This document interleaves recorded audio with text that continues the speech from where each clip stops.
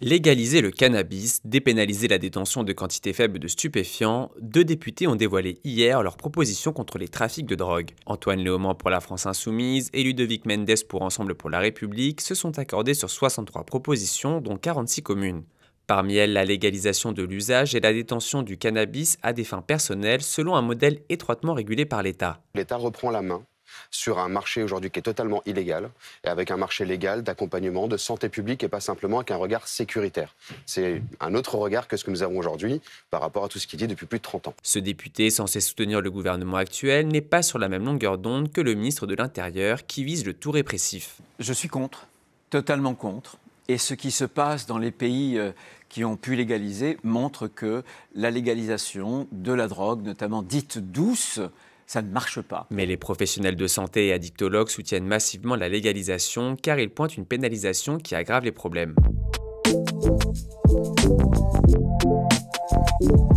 Retour des discussions entre Russes et Américains. Les chefs de la diplomatie des deux pays, Marc Rubio d'un côté et Sergueï Lavrov de l'autre, se sont rencontrés ce mardi à Riyad en Arabie Saoudite. C'est une première depuis le début de la guerre en Ukraine, il y a bientôt 3 ans. Si officiellement il s'agit simplement de rétablir les relations entre les deux pays, une rencontre entre Trump et Poutine et la suite de la guerre ont aussi été évoquées. Face à ces deux géants, les Européens se sont réunis à Paris hier pour essayer d'exister. Dès lundi prochain, nous prendrons un nouveau train de sanctions, le 16e depuis le début de la guerre, pour forcer Vladimir Poutine à s'asseoir à la table des négociations.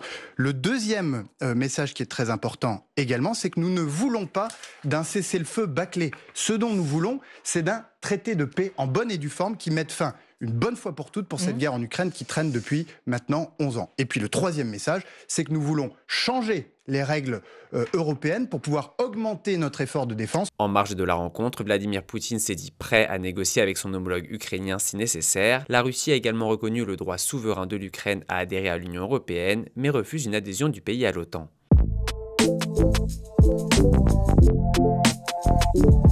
Israël ne respecte pas l'accord de cessez-le-feu. Le délai fixé pour le retrait des troupes israéliennes du sud du Liban a expiré ce mardi matin. Mais Israël a confirmé maintenir des troupes dans 5 points stratégiques pour surveiller la frontière. Pour le ministre israélien de la Défense, Israël Katz, il s'agit d'assurer la protection des communautés du Nord. Mais pour la population libanaise, c'est une violation d'un accord de cessez-le-feu et le maintien de troupes dans un pays souverain.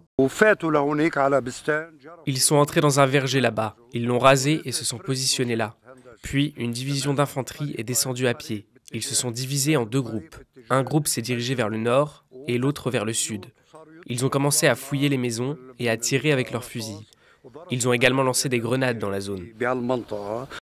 Le président libanais Joseph Aoun, ancien chef de l'armée, avait appelé les garants de l'accord de trêve, notamment les États-Unis et la France, à exercer des pressions sur Israël. 100 000 Libanais, parmi plus d'1 million de déplacés, restent toujours exilés selon l'ONU.